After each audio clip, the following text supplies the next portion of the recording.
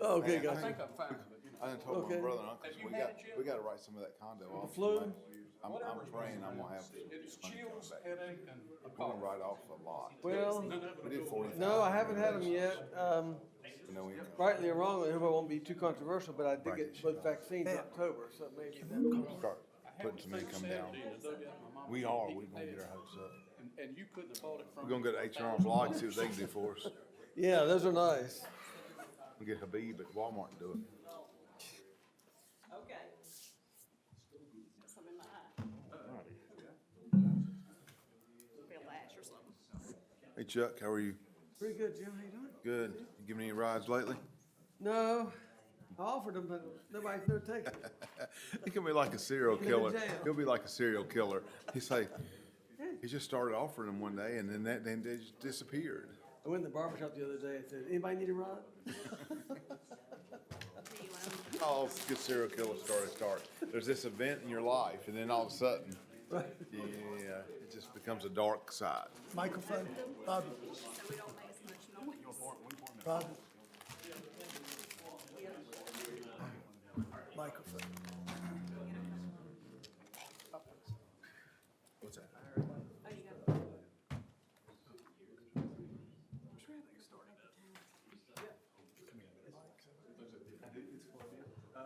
I just hadn't raised it up, I guess, but it's on there.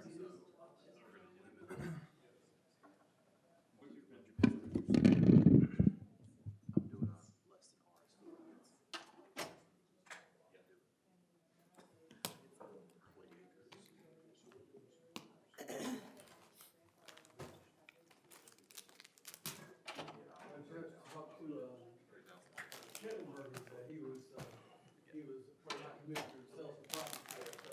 Oh, okay. These practice real estate, estates, things of that, for the most part. Yeah. Oh, yeah, he got an order from first to. Did you even I'm have doing that? it now. My wife made me some and she's like, you probably shouldn't take those. You'll be crunching in the microphone.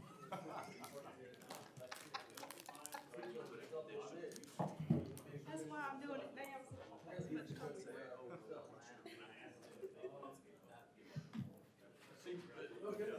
Which is good, yeah. He's easy to work with. I tell him it's, it gives you a little bit of space. All right, brother.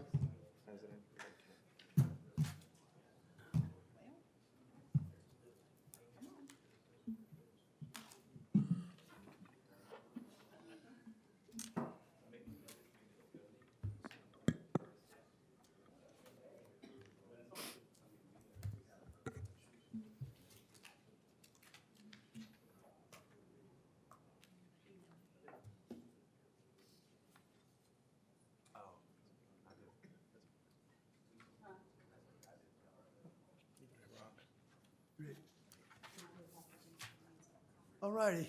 Good evening, ladies and gentlemen. Thank you for your attendance. Appreciate you being here. It is January the 8th, and the clock says 7 o'clock. And I'd like to call this meeting of the Town Council to order. Would you join me, please, in the Pledge of Allegiance? I pledge allegiance To the flag of the United States of America, and to the republic for which it stands, one nation, under God, indivisible, with liberty and justice for all. Amen. Thank you. Mr. Rigsby, would you deliver the invocation, please? Yes, let us pray, please.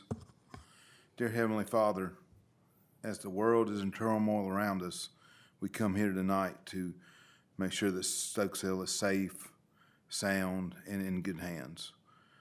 We pray tonight for every soldier and every police officer that's out there that's defending evil, and for every citizen that gets in the way and may get injured accidentally. Please look over everyone here tonight. Pray for good guidance, sound minds, and proper action. Amen. Amen. Okey-dokey. Like to review and adopt the agenda. Do we have any corrections, changes, alterations? Mr. Mayor, if we could strike item number 3, please. That's going to be continued to next month, the presentation of the last year's fiscal year audit by Ms. Cindy Randolph. Okay, thank you, Mr. Foy. Do I have a second? Oh, we don't need a second, do we? Okay, do I have a motion to approve the agenda So moved. in a second? Second. Okay, ready for the vote? Mr. do it. Rigsby? Aye. Mr. Foy? Aye. Mr. Jones? Aye. And I am I also. Okay, item number 4, review and adopt the following minutes. These are for the regular town council meeting dated December the 11th, 2025. Do I have a motion? If you do, I'll move to adopt the regular town council meeting minutes from December the 11th, 2025. And a I'll second. Call for a vote. Mr. Rigsby? Aye. Mr. Foy? Aye. Mr. Jones? I'm aye. I am also aye. Closed session meeting, also dated December the 11th, 2025. I've reviewed those, thanks to Robbie. I will move that we adopt the December 11th, 25 closed session meeting minutes. I'll second. Thank you. Any discussion? Ready for the vote? Mr. Rigsby? Aye. Mr. Foy? Aye. Mr. Jones? I'm aye. And I'm out also. Our public safety reports, item number 5, Stokesdale Fire District. Robbie? Yes, I'll be glad to read this. So this was a report provided by Todd Galton, the chief of the Stokesdale Fire District. For the month of December, there were 53 medical-related calls, 17 fire-related calls, 37 other incidents for a total of 107. That's for the month of December. That concludes the fire department report. If there's any questions. Okay, thank you. Do we have a report for Guilford County Sheriff's Office? We do. So the report for the Guilford County Sheriff's Office looks a little bit different this month. They were having some issues with their system, but they were able to send me everything in Word, just no maps to go along with it. But for the month of December, the Sheriff's Office responded to 94 calls for service in the Stokesdale town limits, resulting in 10 case reports. Of note, on December the 22nd, patrol deputies conducted an undercover operation to ensure local businesses were complying with North Carolina General Statute 18B-302A1, which prohibits the sale of alcoholic beverages to minors.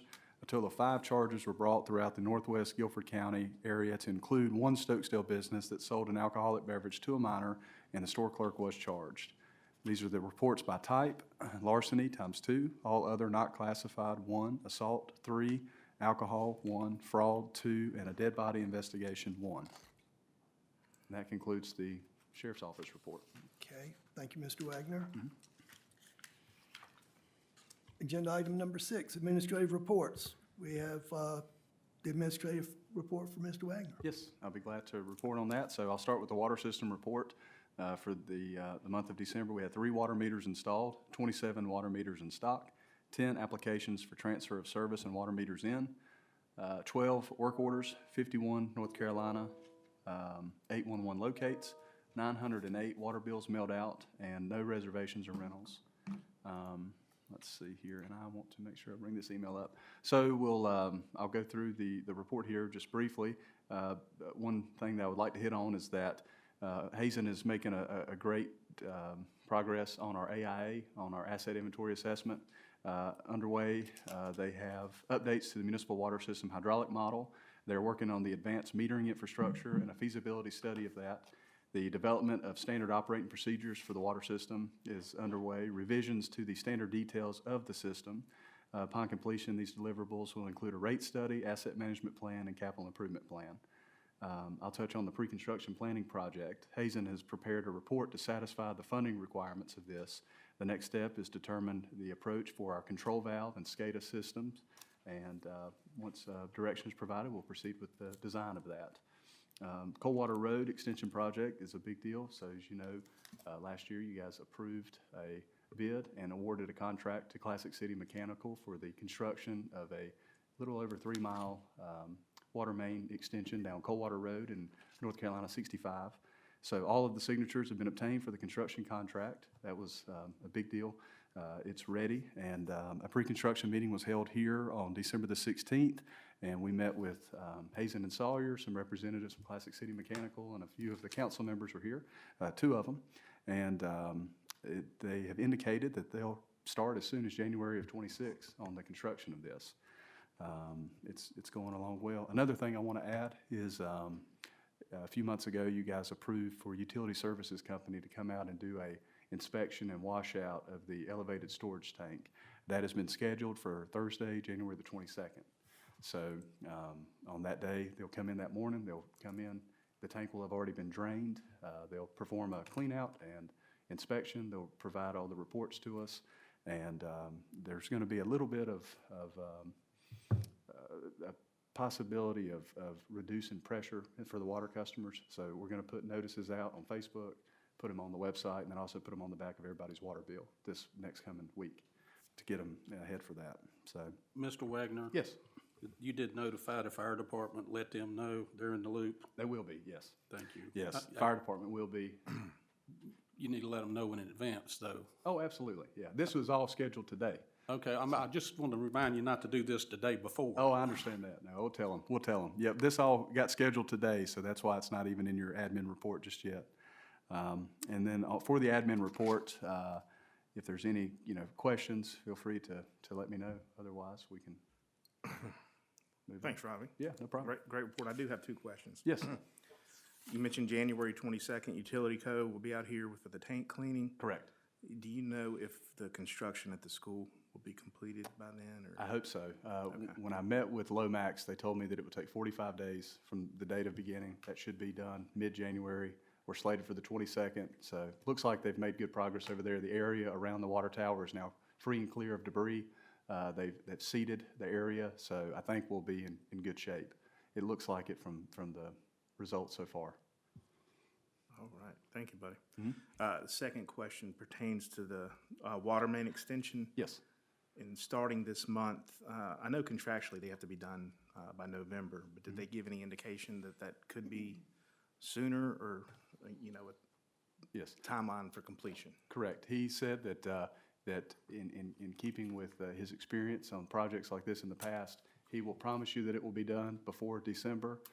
So certainly hope for it to be done quicker, but he didn't want to give an exact date in case it wasn't done by then. All right, So, that's the answer I'd give too if I were him.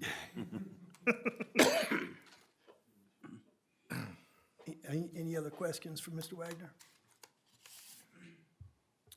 Okay, move on to the planning board report, sir. all right. So this is the planning board report. It's prepared by Mason Winfrey, our deputy clerk. So on Thursday, December the 18th, the town planning board did hold a meeting. During that meeting, a rezoning case was brought up on Walter Combs Way at 8283 Walter Combs Way. However, no formal motion was made because the applicant withdrew the request. Additionally, the planning board went on to review a major site plan case. This case was for a parcel located at 7723 and 7725 NC Highway 68, and the request of approval of a site plan proposing a warehouse or self-storage. And Vice Chairman Louie made a motion to approve this. The motion was seconded, and all present members voted in favor. That was the end of business for that meeting. The next regular meeting is scheduled for Thursday, January the 22nd at 7:00 p.m. here in the council chambers. What was the address again?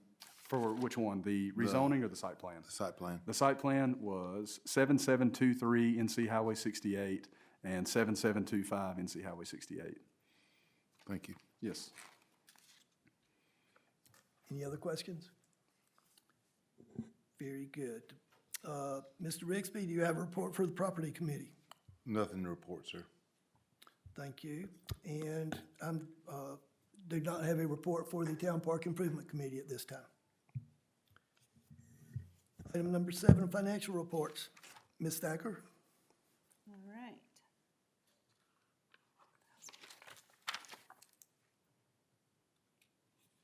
All right, we'll start with the general fund. And for the total Bank of Oak Ridge CDARS in the general fund, and these are as of 12/31/2025, so we are halfway through our fiscal year. The total is $3,086,542. The total bank accounts are $3,196,757. The total water enterprise reimbursement, which is the shared overhead reimbursement from the water enterprise account, is $15,439.69. Our total accounts receivable that include that as well is $16,404. The total assets for the general fund as of 12/31/25 is $3,213,162. Our total interest received for the month of December was $10,032. The year-to-date interest received is $57,495.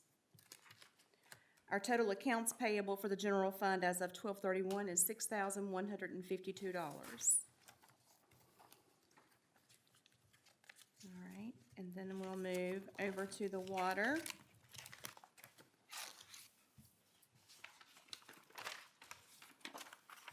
Our total CDARS, excuse me, for the water enterprise account, again, these are also 12/31/25, is $1,643,651. The total bank accounts is $2,982,787. Our accounts receivable for water sales that include the December billing is $40,492.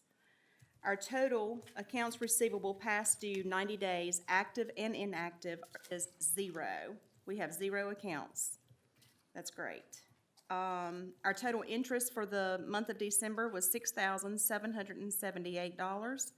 Year-to-date interest received is $40,853. Our total accounts payable for the water enterprise account is $71,271. That also includes the shared overhead expense due back to the general fund.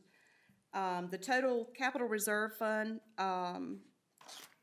fees for the total year-to-date is $10,000. I think that's all my highlights that I had for the water enterprise account. I did want to let you guys know, if you noticed, that we did move to the next meeting for the audit. The audit was sent in and accepted on December the 30th. It was due December the 31st. It's been accepted and received from the LGC, and I do have the email right in front of me if anyone would like for me to forward it to them. It's just not been approved yet, and we feel like that's because holidays and everything else, but everything's fine. Everything is fine. So, and Ms. Randolph said she wanted it approved and everything good before she presented it to the council. So, we will have that next month. But it was on time, everything's good. Okay, thank you, Ms. Thacker. Yes. Questions? Okey-dokey. We'll move along here to public comments from the floor. I'd like to recognize Senate President Pro Tem Phil Berger. We're very pleased to have you. Thank you for being here.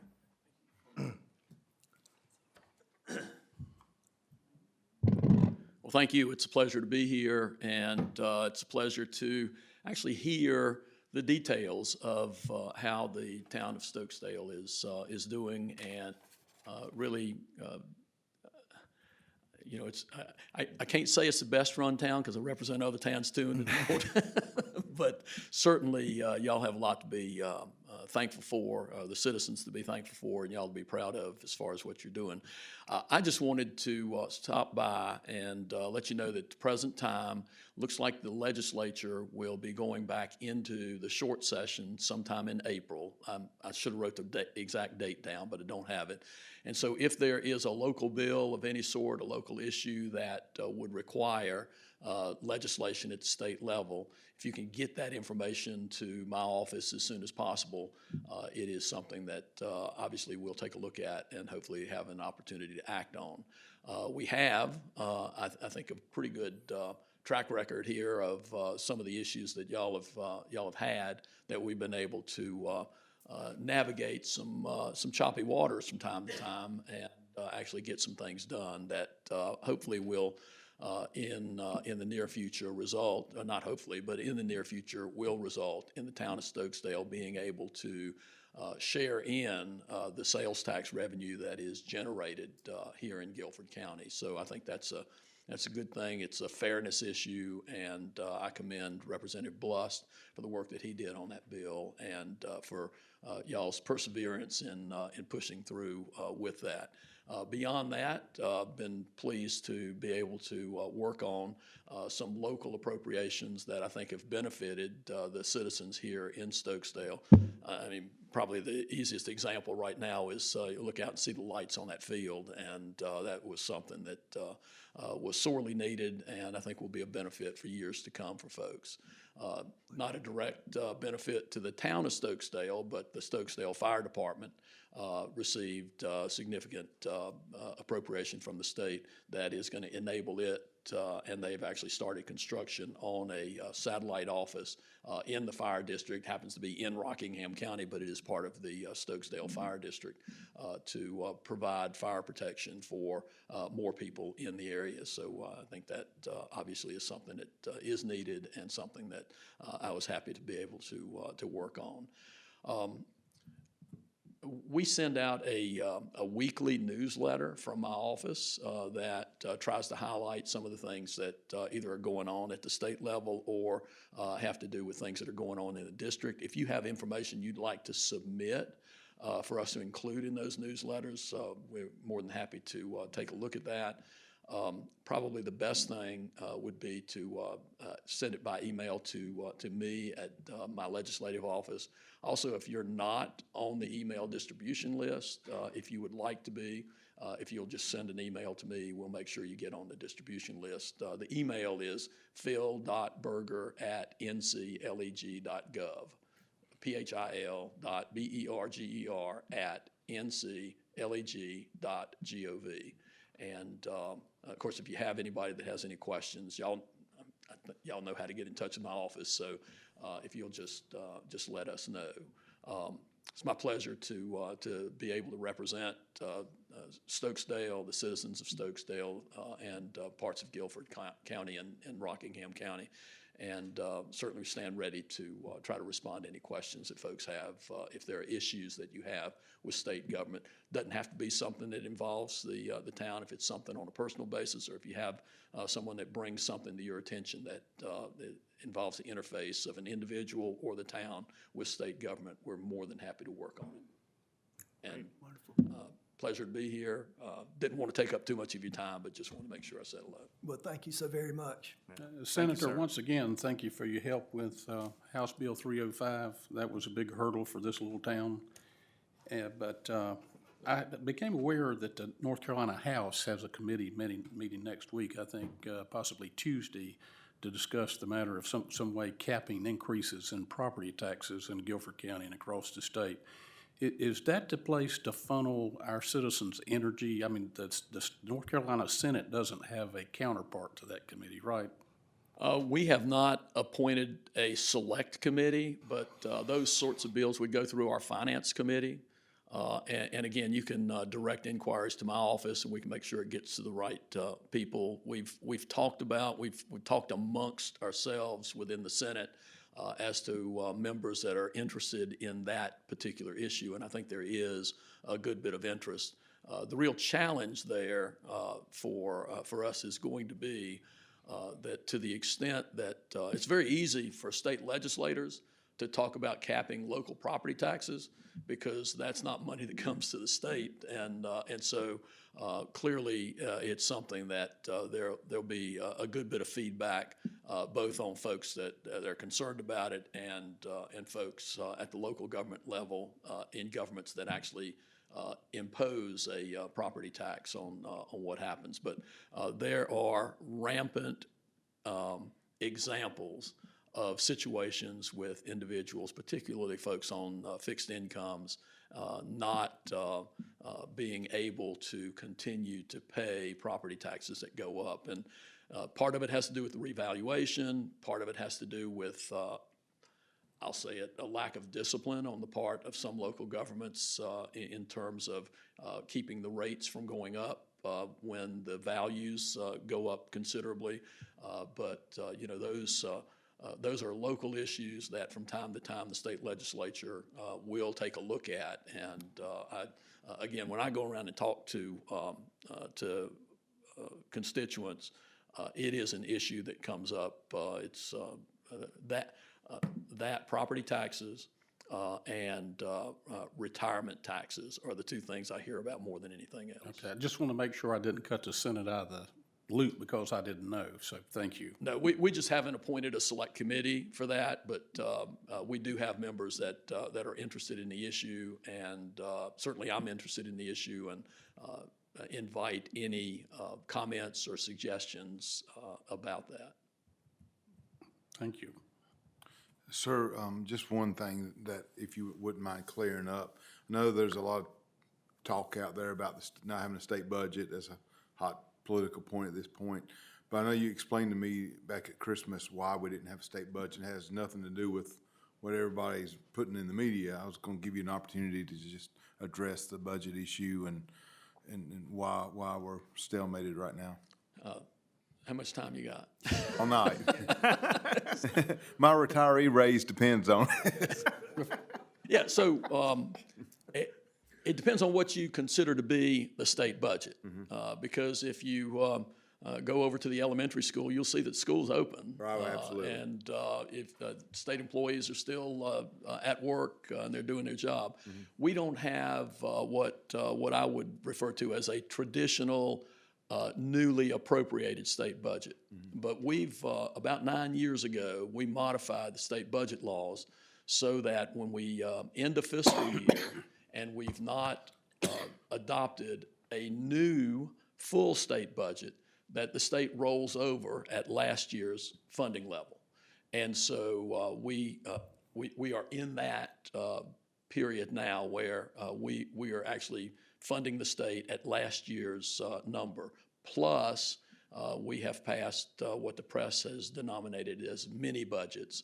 And we've passed several discrete measures to address some gaps. Now, there has not been a overall cost of living adjustment for teachers or state employees that normally comes with the traditional adopted budget.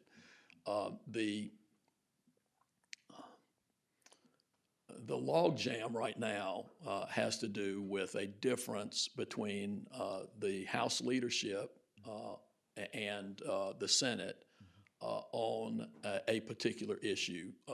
2023, we adopted a schedule of tax reductions, income tax reductions in the state of North Carolina. So if you've noticed, last year the individual income tax rate was 4.25, and that's down from, in 2011, at the margin, we had a progressive rate at the margin. It was almost 8%, so it's down to 4.25, and it's a flat rate.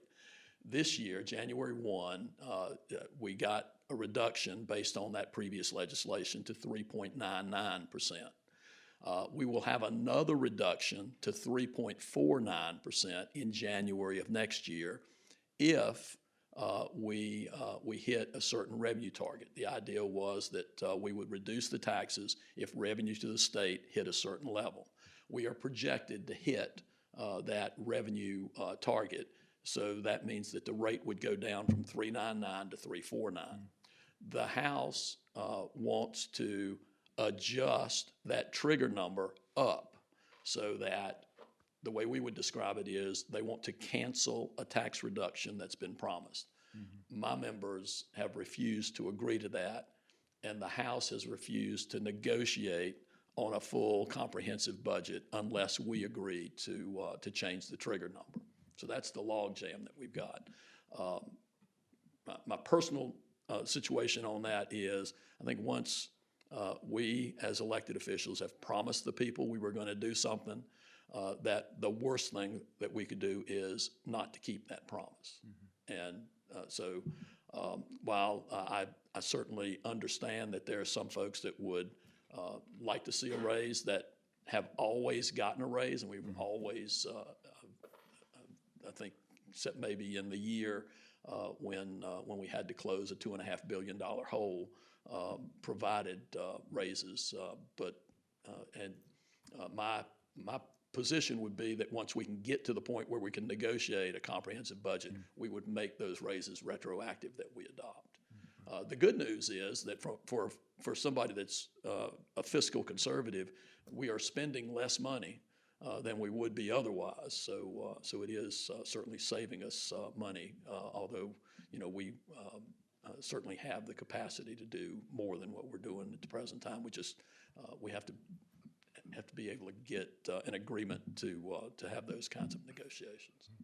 Thank you. And I just think it's important for people to know that about the tax rate coming down, and because that's money in our pocket every year, and it's important. Yes, some folks would say that if your taxes go down, that's sort of a raise too. Yeah, absolutely. So I appreciate you clarifying that for a lot of people that have, because I've heard a lot of rumors about different reasons why it's being held up, and I just wanted to kind of get that out there so everybody understood the real reason.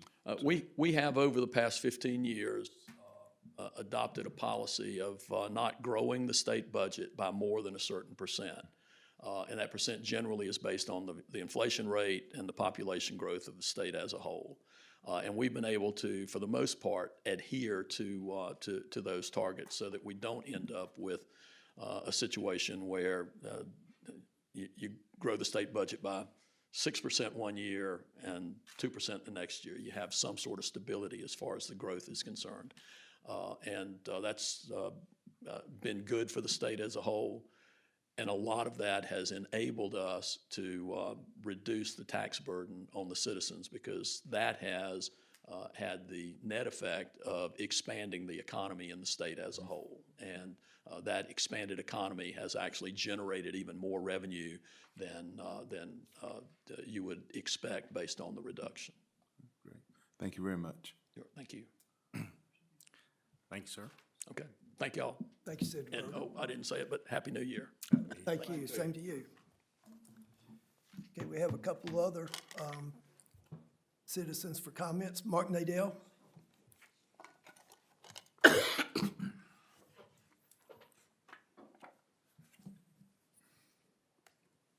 Tough act to follow. Doing a good job. My name is Mark Nadell. I reside at 8211 Wendy Gale Drive in Stokesdale. And I'd like to say good evening to council. At the last council meeting, you, the council, voted to add a new member to the town planning board due to the vacancy of Mayor Stevenson moving up to his position. You voted unanimously to place former Mayor Crawford on the planning board. Myself having past experience with the operation of the planning board, historically, new permanent members come from the pool of alternates.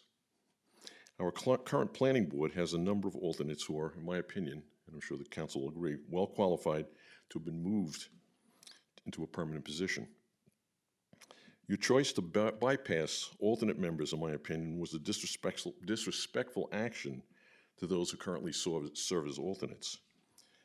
Being a resident of Stokesdale for more than 8 years now, I've had the opportunity to work with and observe one of the planning board alternates, Mr. Ronald Southern. And I just want to comment that he has no idea I'm speaking about this. We had no discussion. Mr. Southern has a great deal of experience. He's been called to action numerous times to fill in when absent permanent members aren't available. He's well qualified, as you know, takes his position very seriously. I would venture to say he probably has one of the best attendance records of any member of the planning board, both alternate and permanent. In my opinion, your inaction of moving Mr. Southern to the permanent position on the board was completely disrespectful to him, as well as the service he has provided to our community over the last few years, or the many years. If we as a town want to keep qualified people volunteering, I feel is not the way to treat people that way. Thank you. Thank you. Thank you, Mr. Nadell. Okay, we have another citizen, Matt Shears. Welcome, Matt. Thank you all. Matt Shears, 8812 Hutchins Road, Stokesdale. I want to speak very briefly tonight about the name of our town. And I published a blog on the Friends of Stokesdale blog this week that has lots more detail than I'll mention right now. But I brought some show and tell with me as well, too, if you'll, thank you, Mr. Wagner. Since I was a kid growing up in Stokesdale, I have wondered why we are called Stokesdale. I remember asking my grandma, my papa, and folks around town, and they always said, well, it was named for Mr. Stokes, but who that actually was never very clear. Even on our town website, it kind of reflects that uncertainty because it says, quote, Mr. Stokes, it was named for Mr. Stokes, who may have been a railroad executive, conductor, or surveyor. And I think we've all probably heard those three options before.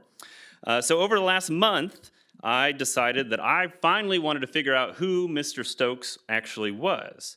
What I discovered is the historical record is pretty mixed, so combing through old newspapers, articles, and histories of the town, some sources, it is kind of evenly split between conductor, executive, or surveyor. Some sources even said it was named for Governor Montford Stokes, which Stokes County is named for. My personal favorite claim was that the town was named after a man named Stokes who happened to marry a woman named Dale, and they put the names together to make Stokesdale. But none of those were primary sources, and so if you remember from history class, you have to find a primary source. But the consensus was that it was tied to the railroad in some capacity. Unfortunately, most of the railroad records are lost, but luckily in the UNC archives, I found a rare 1884 stockholders booklet for the railroad, which you can see here. And under the directors, I've highlighted, it says one of the directors' name was A.Y. Stokes, who lived in Richmond, Virginia.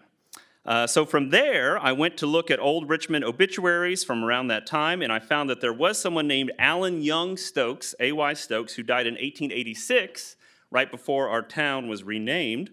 And so from there, what I discovered searching for Allen Young Stokes in Greensboro papers is that luckily the railroad published a portion of its board minutes in a Greensboro paper, likely the only time such minutes were published, and those minutes state that, quote, the directors resolved to name the second station west of Greensboro Stokesdale as a memorial to him. So you can read that right there. He died in November. They had their December meeting, and they decided to name the town after him. So this is the Mr. Stokes who the town is named after.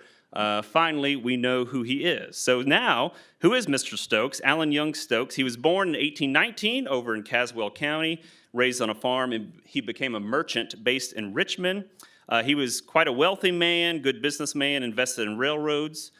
He died in 1886 and is buried in Richmond as well, too. What's interesting, however, is that there's no record that he or his family ever visited town or owned land in what became Stokesdale. They just kind of named it after him because he passed away and was influential in the railroad. Until recently, there was no known image of Mr. Stokes either, but looking through genealogy records, I was able to locate some living descendants in the Richmond area, and so I just looked up their phone numbers and started calling them. Some of them thought I was weird or crazy or some scam, but one of them did respond, and he responded by saying, yes, I am his great-great-grandson, and I think this is a portrait of him hanging on my wall, but I'm not sure. So this is the portrait that Mr. Hunter Stokes in Richmond, Virginia sent me a picture of. And so then from there, I won't get into all the details, but from even more research where we had to contact like the Smithsonian and these art people, we did, with 99% certainty, we believe that this is Mr. Allen Young Stokes, who Stokesdale is named after. Pretty good-looking guy, I think. What do you all think? Yeah? Pretty noble looking. And so here he is, 140 years later. We can put a face to the name, and this is Mr. Stokes, right here, Allen Young Stokes. And the family did tell me that they would like to visit town at some point, and so I'm sure that they will come down from Richmond at some point. There's more information in the blog that I'll email to y'all as well, too. Another interesting note about it is a debate between 1886 and 1887 on when our town was named as well, too. So there we go. This is who Stokesdale is named for, and glad we finally solved the mystery. Thank y'all. Thank you. Great work, Matt. Great job. Do we have any other citizens wishing to comment? Yes, sir. Just a quick question, will any of this history be updated on the website at some point in time? Yep. It's on our Facebook page.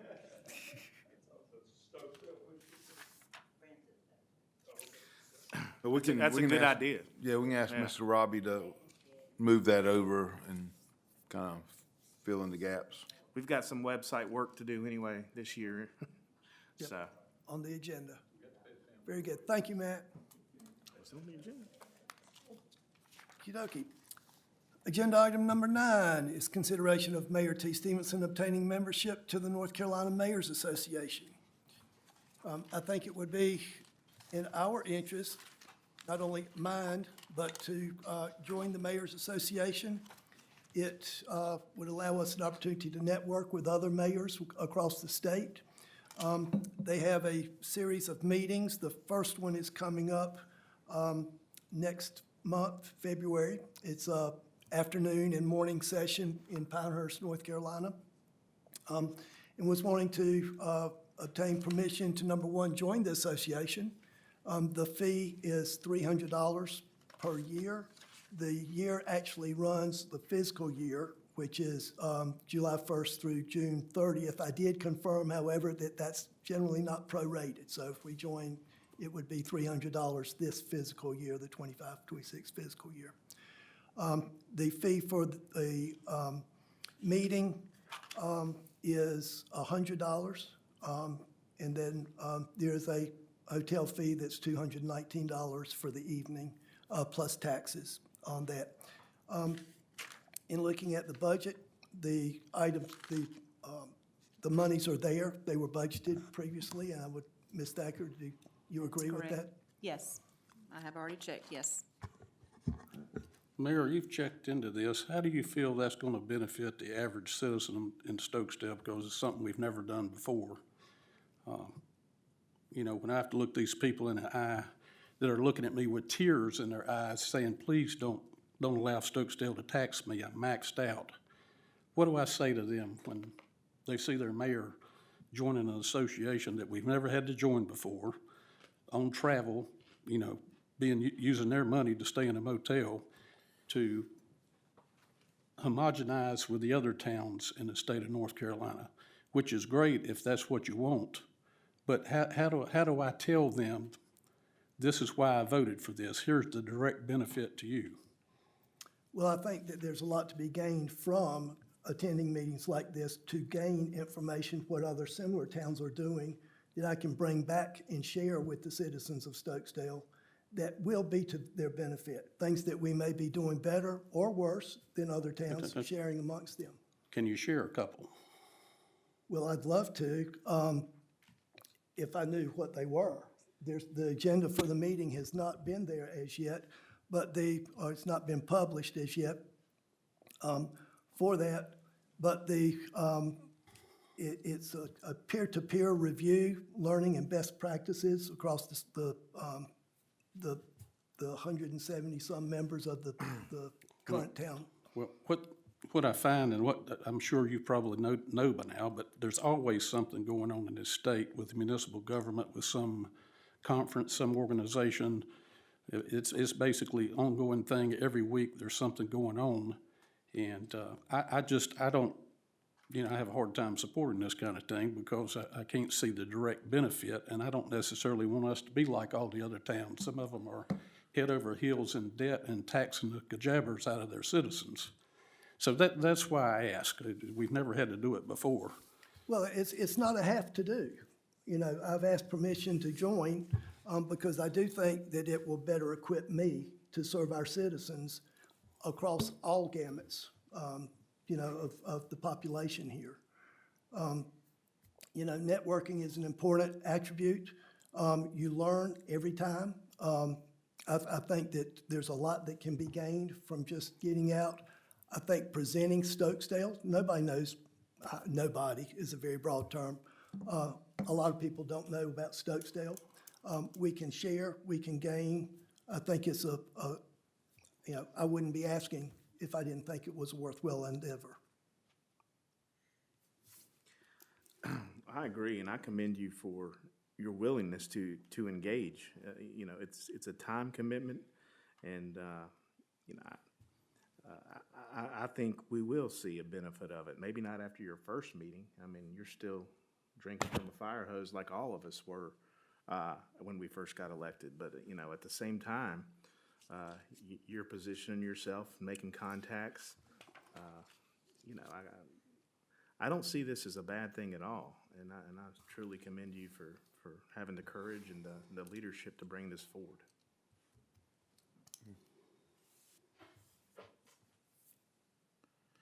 I agree. I have no further comment. T, what motion do you need here? Is it just the $300? You mentioned something about The membership for item number 9 is the $300 membership. make a motion that the town of Stokesdale join the North Carolina Mayor's Association for the rest of fiscal year '26 in the amount of $300. I'll second that. Any further discussion? Ready for a vote? Sure. Mr. Rigsby? Aye. Mr. Foy? Aye. Mr. Jones? I'm sorry, I'm no. And I am aye. All righty. Okay. Now, item number 10 is indeed the winter meeting. Again, this is at Pinehurst Hotel. It's a $100 fee for the conference. Again, the agenda has not been released as yet and will be closer to the point. It is a half-day meeting on one afternoon and then a morning session the next afternoon, or the next morning. So it's just one night. It is a reduced rate of $219 plus taxes at the Pinehurst Hotel. Again, I think this would be a wonderful opportunity to get out to make people more aware of Stokesdale, to participate, and as we said before, learn and teach at the same time. So T, the event itself is $100, even if you're already a member? That's correct. Okay. How often are these events? And it says winter meeting. Is this a biannual? This is a winter meeting, and they have a meeting in May, which is actually a 3-day meeting in Raleigh. That is their big meeting where they elect officers, et cetera, et cetera. You know, and certainly, we're under no obligation. One doesn't necessarily necessitate that you attend the others. It would be, you know, totally up to us to decide.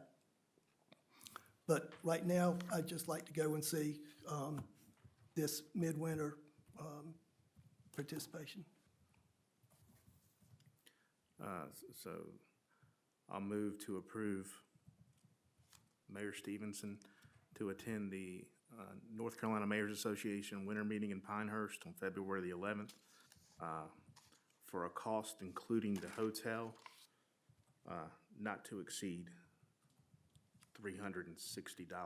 That should include the hotel room and the cost of the conference itself and the taxes involved with the hotel, even though we'll get those back. I'll second that motion.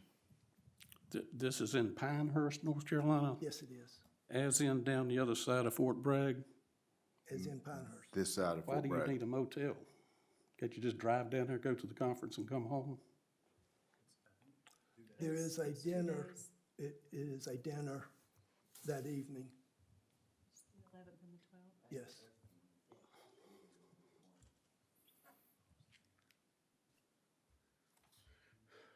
That's a solid 2-hour drive. That's 4 hours worth of driving. I feel that's unreasonable. Yeah, I used to work in Fayetteville. I've driven down there many, many times and worked all day and then driven back. Certainly nobody offered to buy me a motel room. Did you ask? No, I wanted to keep my job.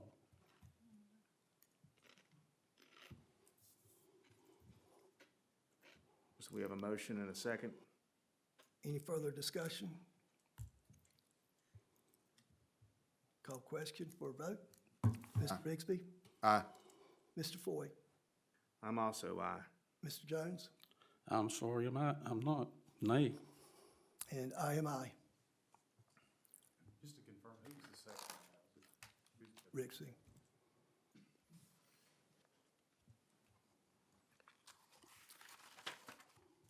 Okay. Back over here. Item number 11 is along the same lines as education and networking, requesting permission to attend the 2026 Essentials of Municipal Government course hosted by the University of North Carolina School of Government. This course is in person. It is a two-day,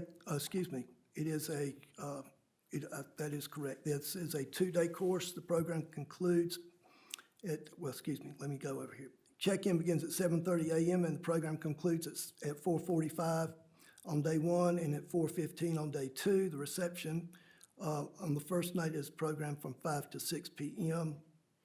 The School of Government Center is in partnership with the North Carolina League of Municipalities and offers essentials of municipal government for their biennial school of newly elected municipal officials. And certainly, they recommend this for newly elected officials.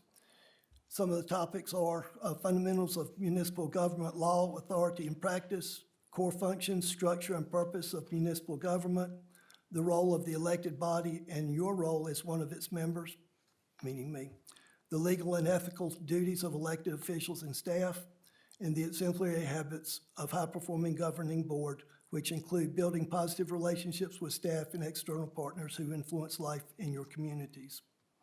And again, who should attend the course? They encourage newly elected officials to attend with municipal manager. Municipalities with strong clerk relationships would also benefit from attending together. The course includes role play, small group discussions, peer-to-peer insights, and practical tips and tools for navigating the municipal governing environment. And in your packet is included the two-day agenda items with topics of conversation. Jim and I actually attended this class. It was in Winston-Salem. I want to say it was in January of 2020 after we were elected the first time. I found it to be a very beneficial class. I still remember a lot of things, meeting Kara Malonzi for the first time. Very impressive. I, gravitated to the financial side of municipal government. It's very different than, the rest of the world. And I see that Greg Allison's gonna be there. I think you'll learn a lot from that.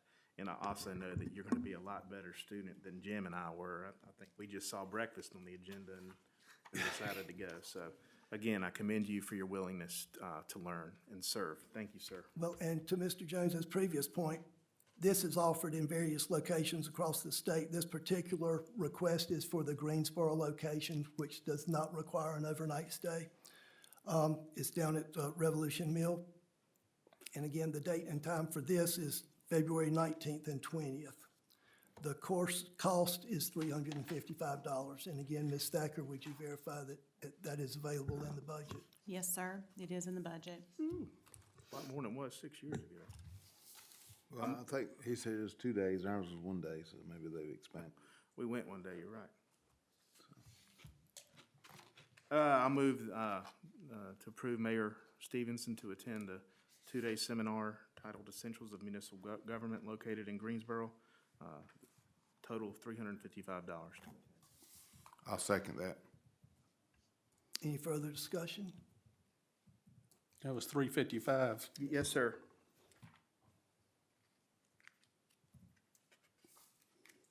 And that is pure cost of the course.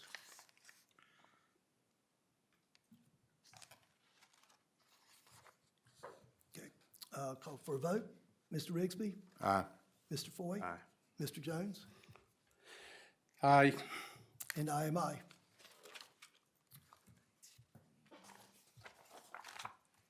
Thank you, gentlemen. Yeah, thank you, T. Agenda item number 12, consideration of appointment of the Town of Stokesdale's delegate for the Piedmont Triad Regional Council. That's the PTRC Board of Delegates. We are currently represented by former Mayor Crawford, was the delegate to the PTRC. We did actually receive this week a notice from the PTRC asking us to designate a new delegate. And so this is my request that I be recognized as the delegate to the PTRC. I'll second that. Just to open it up for discussion. Is there anyone else that has expressed an interest in serving in that role? Just to be clear. To your knowledge? Not to my knowledge.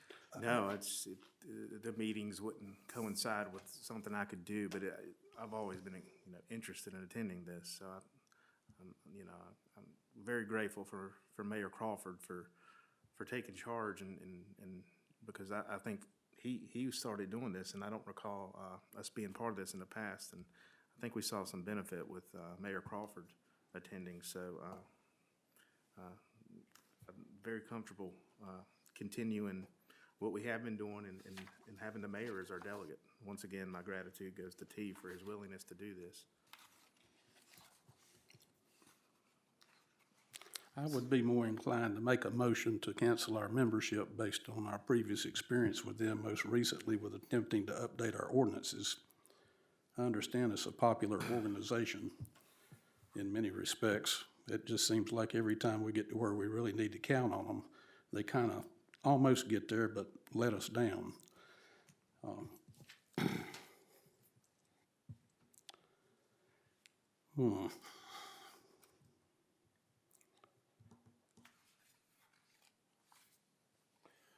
Do we pay a fee for that membership? We do. It's about $1,000 a year, isn't it, Ms. Thacker? We do pay a membership annually to join the PTRC. The town pays a membership. Now, there's no membership fee for a delegate. Like if Mayor Crawford was a delegate before, that's part of the membership is being a member of the PTRC. Each member gets to appoint a delegate to the Board of Delegates. So there's no additional fee for that. And I believe the meetings, there's no cost for the meetings either. Those are held in Kernersville. So, Yeah, these are lunch meetings. There's one a month, every month except January. They're held in their facilities in Kernersville from 12 to 1 or 1:30. okay.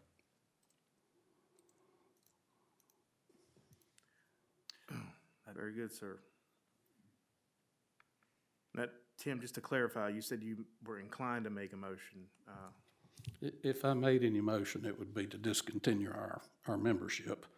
That, there isn't an alternative organization for us to join that would mirror what these folks say they do.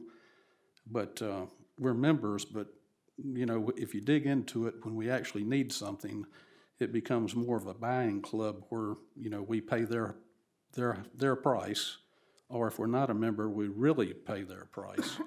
And so the recent experience we have with them where they refused to follow a motion from the Town of Stokesdale Council when we were paying them to segregate legal changes with 160D versus suggestions for 160D is still very much on my mind here. And I think it's just one of those catch-can things, and circles it back around to just how small Stokesdale is, and we have to make whatever we can get our hands on, make do with what we can get, since we don't have the big budgets like other cities do, and can go our own way with hiring consultants and getting our ordinances updated to match up with the state's regs, the newest statutes that they've passed. Okay. I have no desire for Stokesdale to enter the mainstream of small towns and start taxing our citizens and telling them what to do. You just ain't never gonna get me there. Understood. I don't see the PTRC linking to that, but I do appreciate you sharing your concerns. Respectfully, I don't agree. I'll move. I wouldn't expect you to automatically do, sir. With that, I'll move that we appoint Mayor Stevenson to be the Town of Stokesdale's delegate in the PTRC. I'll second. Any further discussion? Ready for the vote, Mr. Rigsby? Aye. Mr. Foy? Aye. Mr. Jones? I am nay. I am aye. Item number 13 is totally related to just being designated as the delegate, is consideration of the attendance of the Piedmont Triad Regional Council. And again, that is on February the 18th in Kernersville. No overnight stay there. It is an hour, hour and a half meeting. And requesting permission or approval to attend that meeting. I believe you're covered with the vote we just made, sir. All righty. So noted. Okay. Unless you feel differently. No, I think, as the delegate, my responsibility to properly represent Stokesdale includes attendance at these meetings. Agreed. And thank you. Do you think we need a motion on that? Or, I mean, I agree with you. I don't really see why we need to do it. I think if I'm a delegate, Yeah. I've got authority Yeah, to go. Just for procedural. Assuming there's no more expense on attending the meeting, I'm assuming there's no expense additional. Okay. yeah. Yeah, I think that's in the membership. Okay.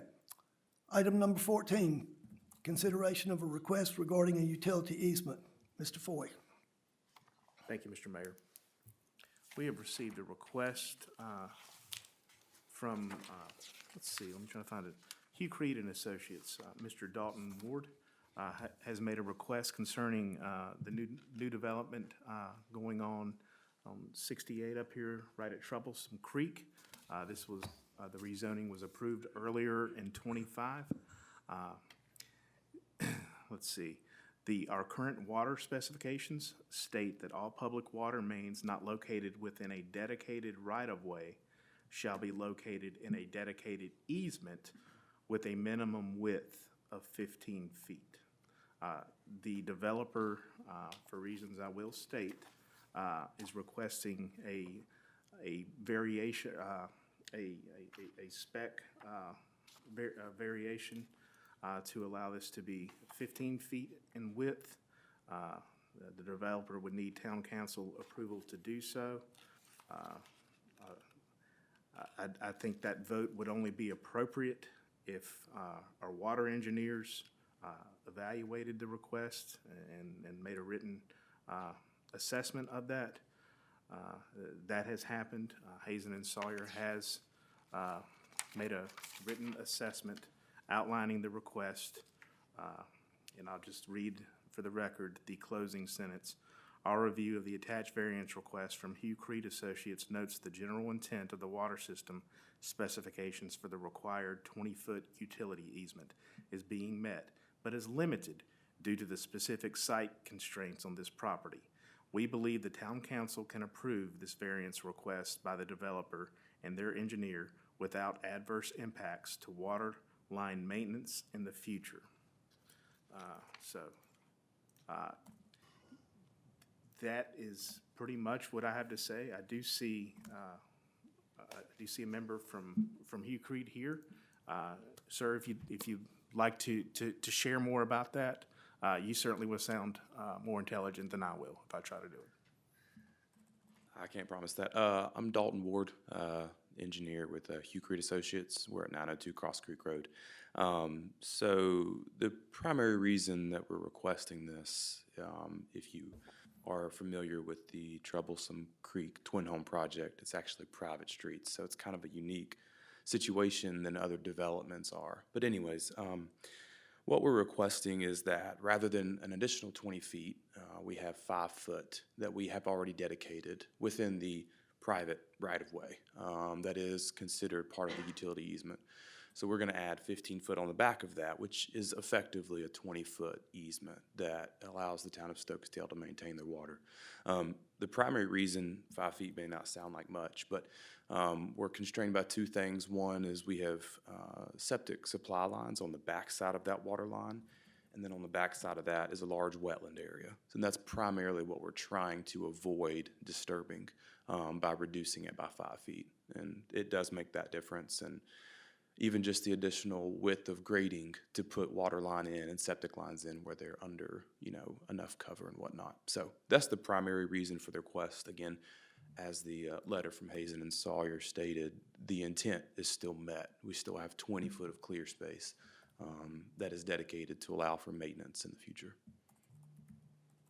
When you say clear space, sir, what's running through my mind is this is unobstructed, it's not going to be paved over? That's correct. Okay, thank you.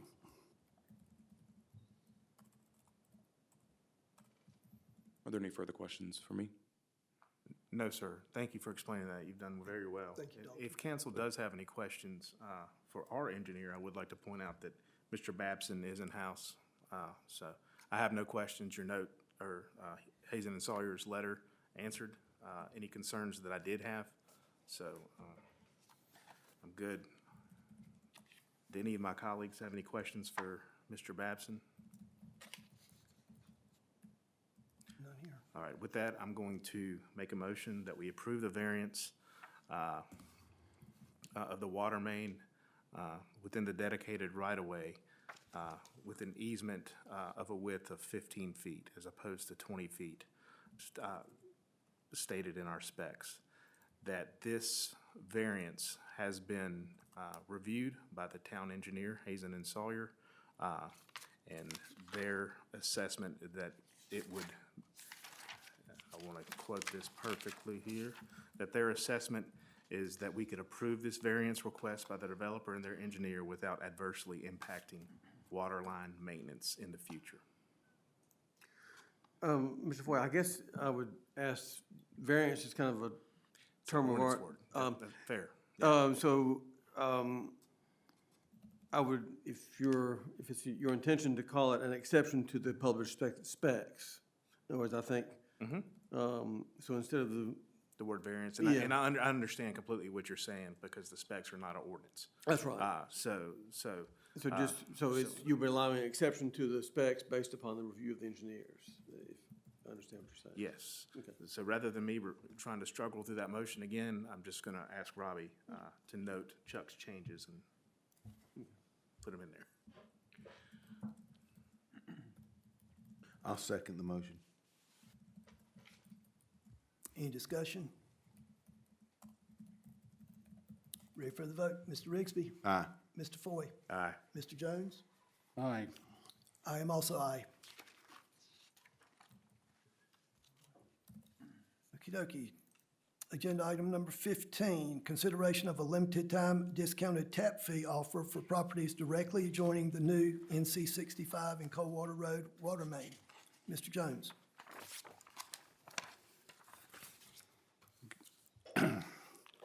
Well, fellas, I brought this up several times as we've been planning for the water main project for 65 and Coldwater. And far as I know, we don't have a plan yet, and I'm just reminding council that it would seem like we're doing the citizens a disservice if we don't offer them the opportunity to connect while this water main is being installed, offer them, notify them it's coming, offer them an opportunity to connect, tell them how much that's gonna cost them to connect, tell them what's gonna happen after they connect in terms of how much they pay per month, what they get for it, how long they have to start using water, all these things that are relative. It's just something we have discussed a few times. I thought Hazen and Sawyer was going to produce a sample letter or two for us to review. It's in front of you. It's in front of me? Correct. When did I get it? The original letter was sent to council in August of last year. The revised letter was sent to council today and printed before the meeting.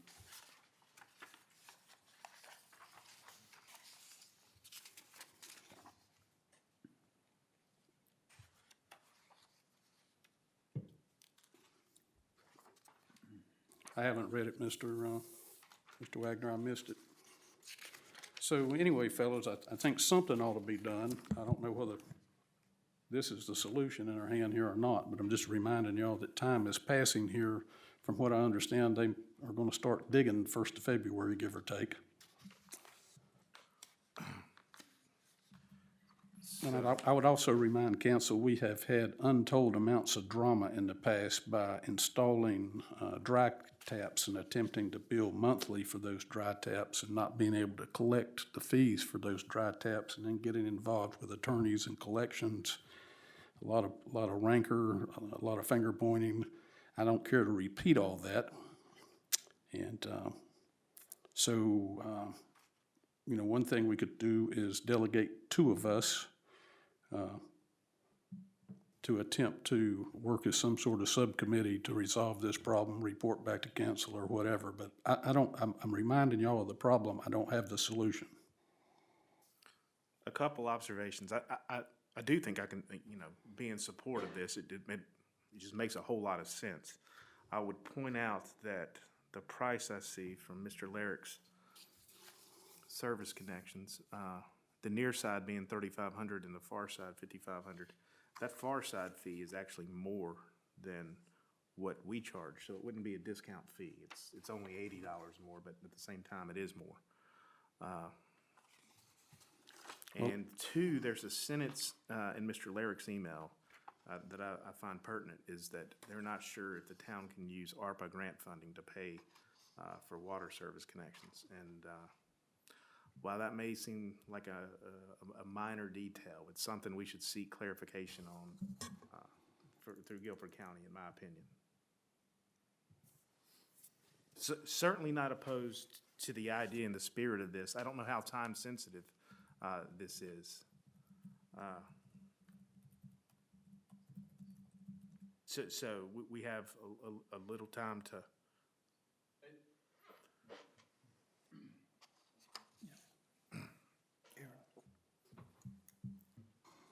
I would say timing is. Could you Babs. ID yourself there, buddy?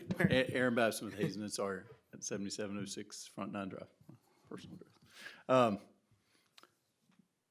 Timing is difficult because every contractor does this differently. We've had contractors that would install the entire water line first and then dig the line back up to install the taps for those that have suggested, just because that helps their process. They'd rather not do it as they go along. We have not, to my knowledge, talked to Classic City about their process and how they would prefer to do it. It's something that we can have that conversation. If they wait to the end, you've got 6 to 8 months to make this decision. If they'd like to do it as they go along, you've got a month before they get to the first connection. So I think we can contact them tomorrow, as early as tomorrow, to ask that question about how they would like to do it. I think, it would be best for the residents, right? If they're notified that the water line's coming in and given the opportunity to, it would be good to understand how much interest do you have on the road. Absolutely. Reference in Mr. Lyric's email, it says, the allowance amounts in the construction contract are as follows. Near side service connection is $3,500, far side water service connection is $5,500. So that is spelled out in the contract Yes, sir. now? Okay, thank you. Going back to, the spirit of, what I perceive as the spirit of template, I certainly agree with. I'd feel a little more comfortable if we can, dot some i's and cross our t's in those 2 areas of questions I had, and certainly would assuming that's a go, would further entertain discussion and a vote on the matter in the February meeting. At this point, I don't have all the information. I need to make a vote tonight. But that you guys, that's me.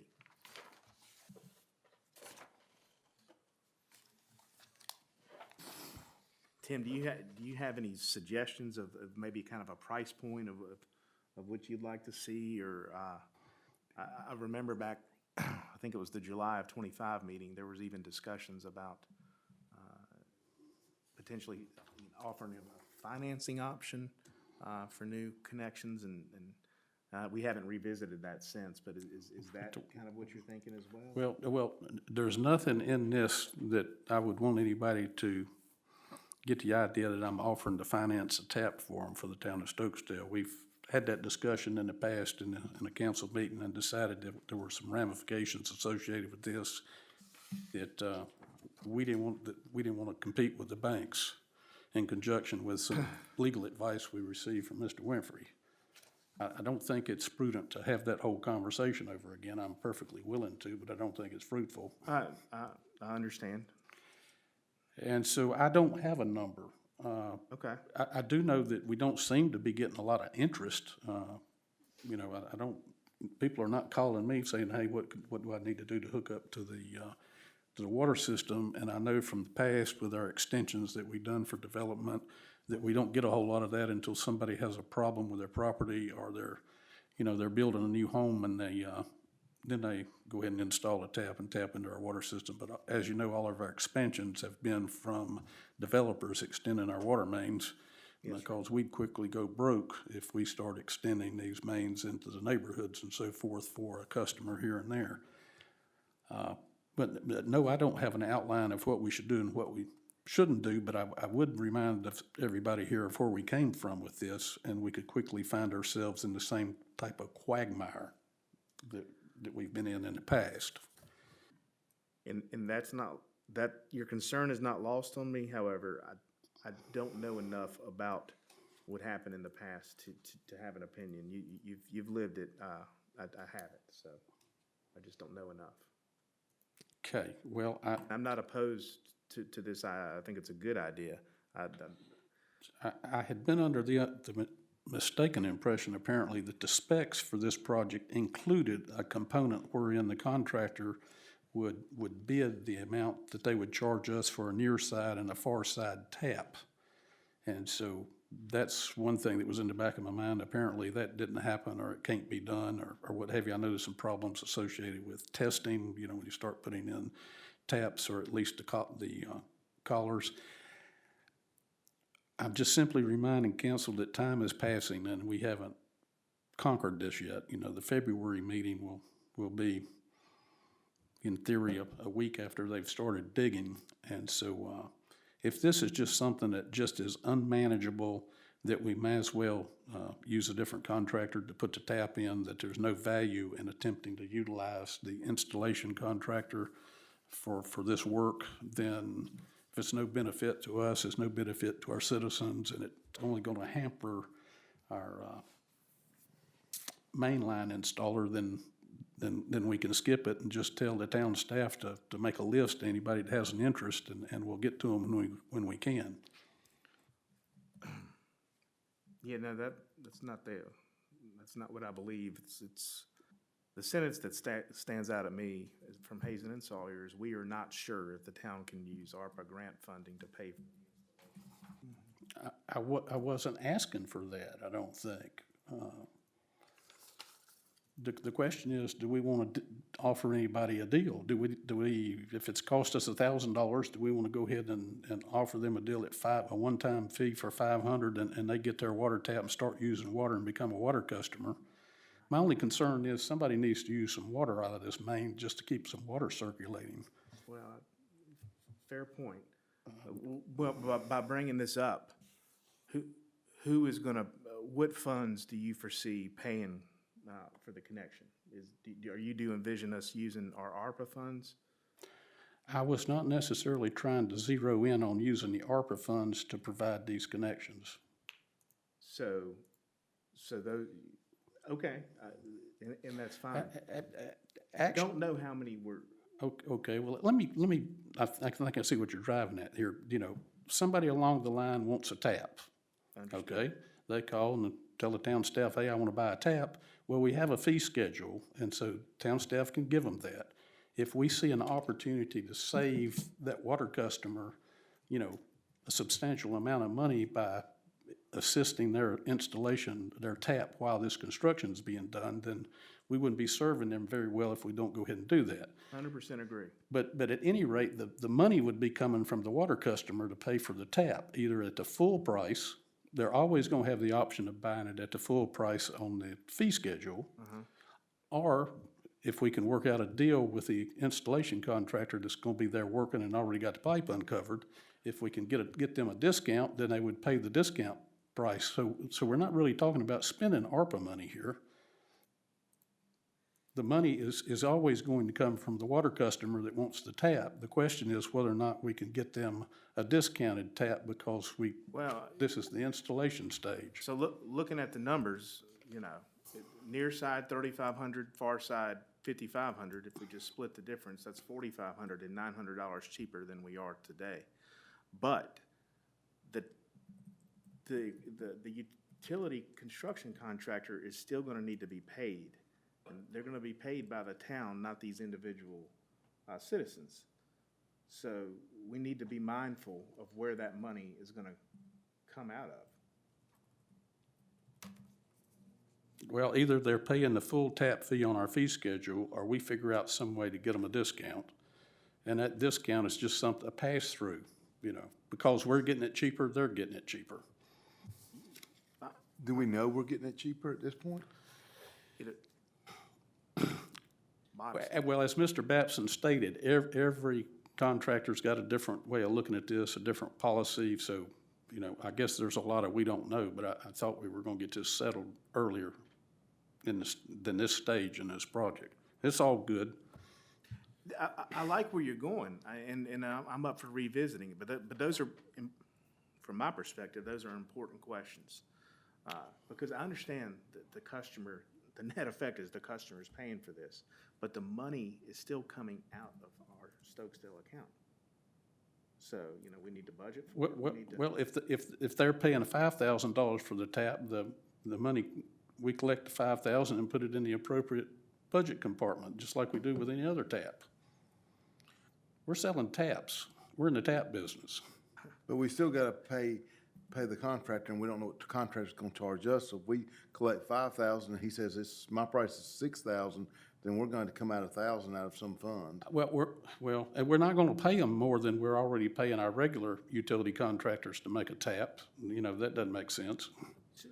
So you're correct, and all that's budgeted for. I would offer, you know, if we just look at the budget, where is that coming, what line item is this coming out of? It's currently not in the budget, and I'm open to doing this, but there's just a lot of unanswered questions at this time. Maybe I'm not explaining myself very well here. You know, the installers installing a water main, got a ditch open. You know, hundreds of feet of pipe are laying on top of the ground. If they know that they need to put a saddle in and make a tap, it's all right there, it's already uncovered. They can install that, and we agree on a price with them for a tap, whatever that might be. It's a, you know, special construction tap deal while they got the pipe uncovered. We pass some of that savings on to our citizen, our customer that's buying that tap. We pay that utility contractor that's putting in this water main for us and move on.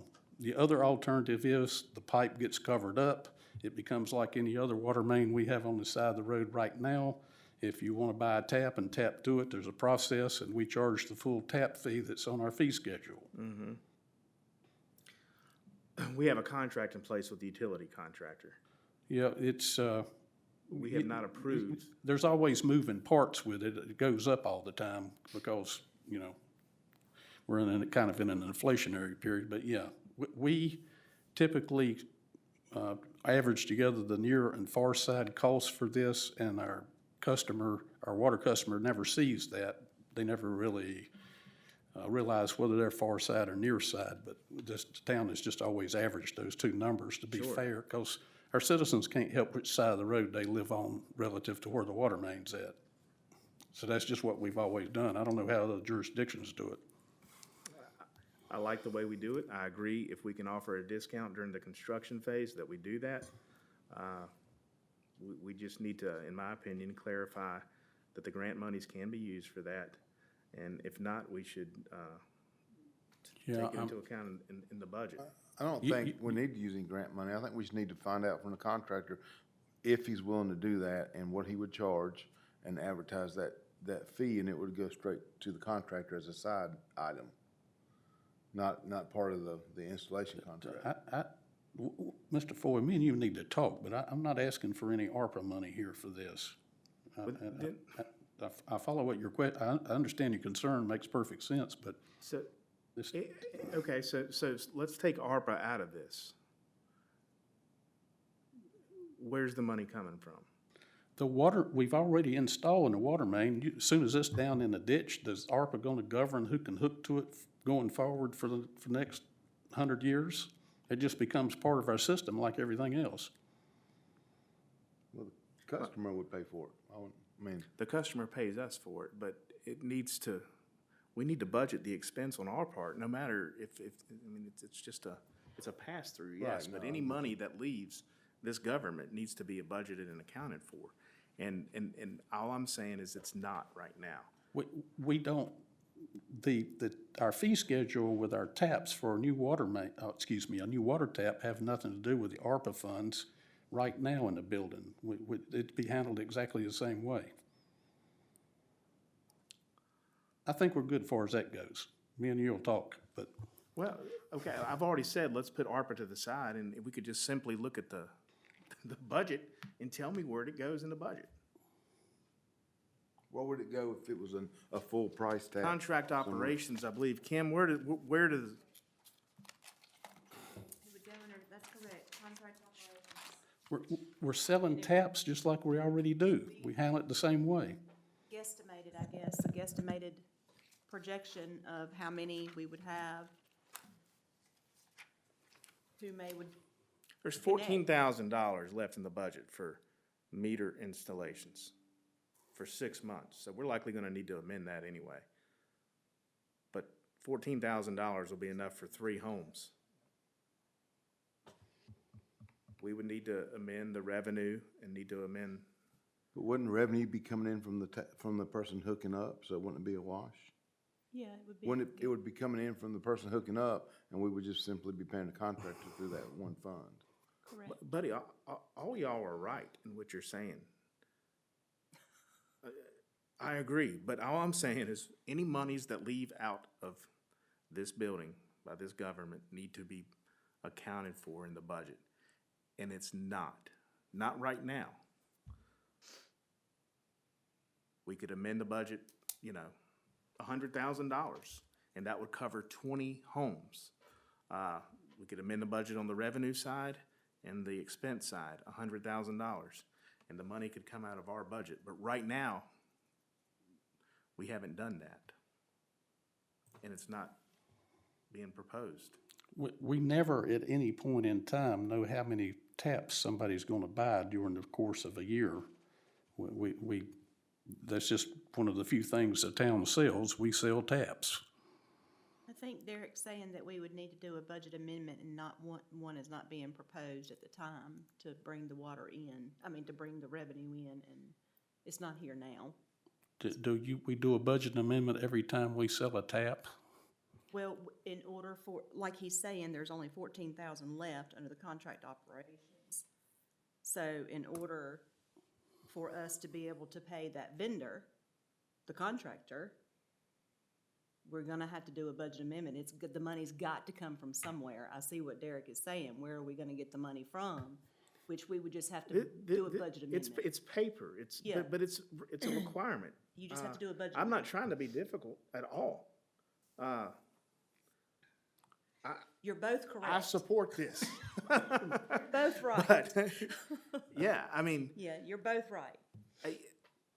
I support it, Call it $4,500, the discount rate, that's $900 or $920 discount.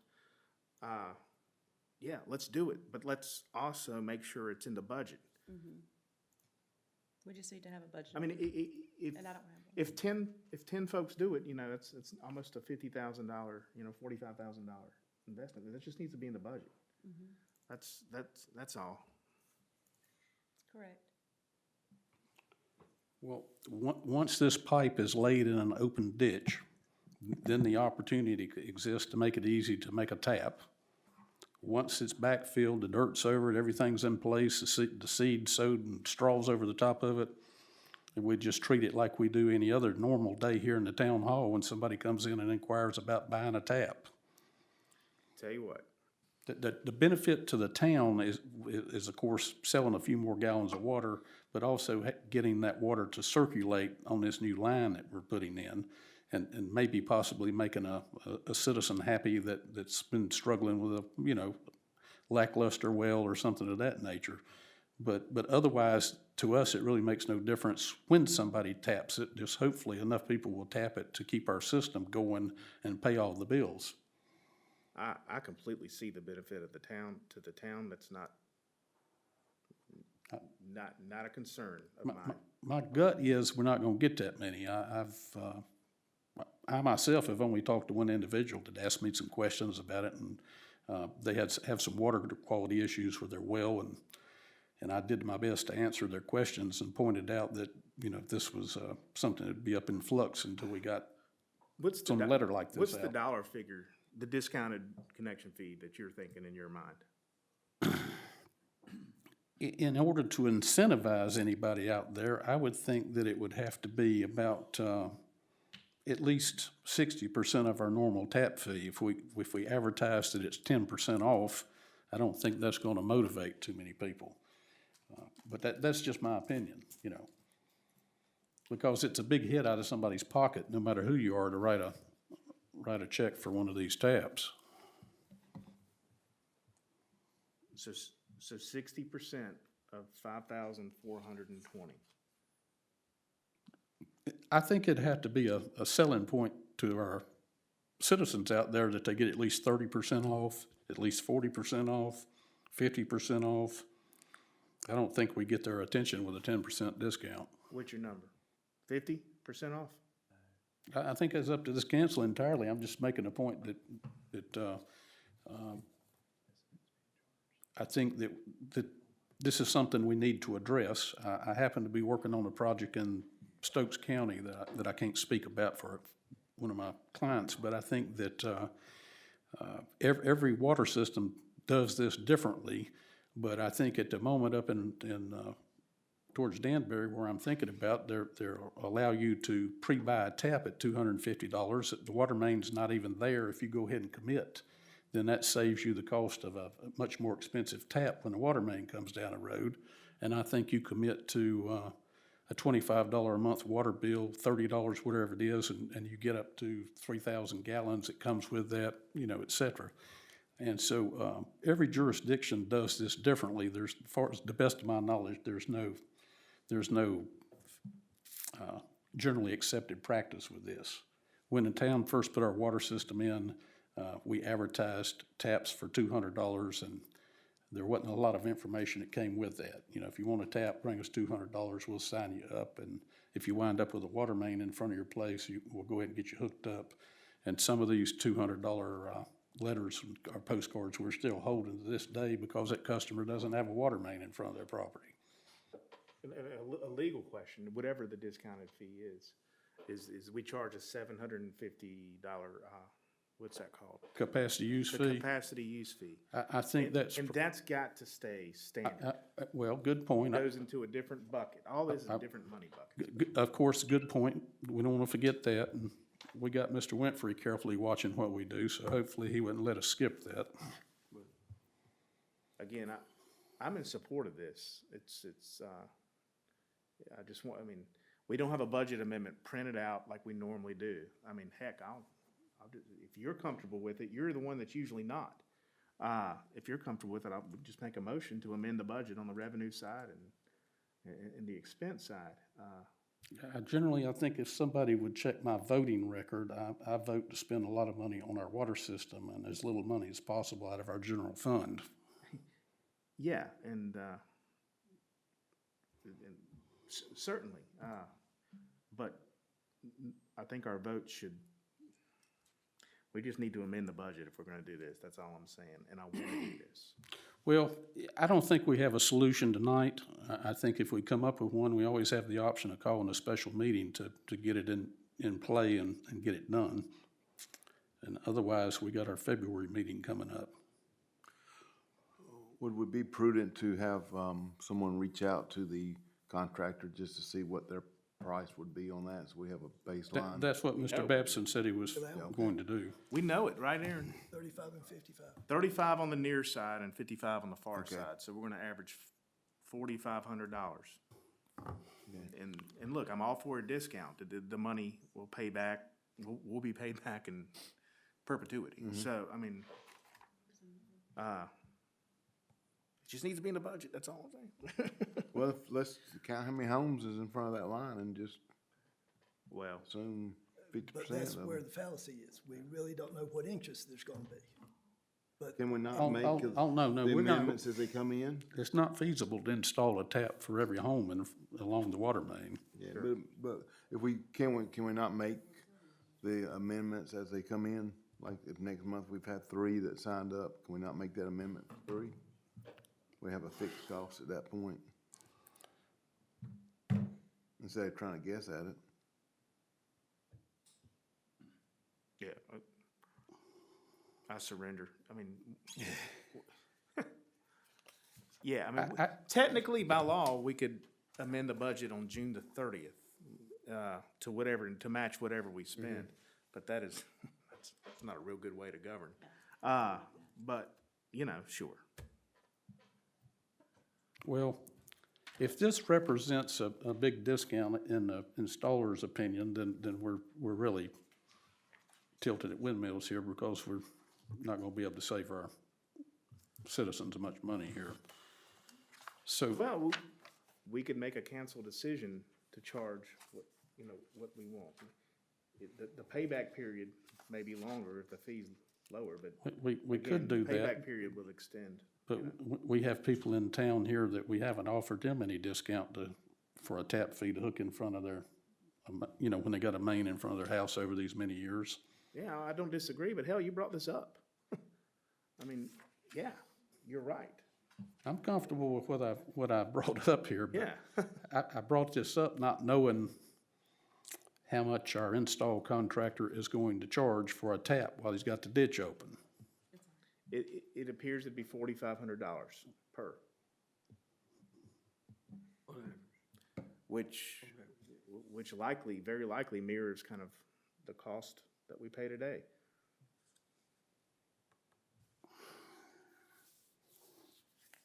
Well, I'm not prepared to make a motion at the moment concerning this, so that's where I'm at. Please know, I believe that this is a good idea, and I do want to get there.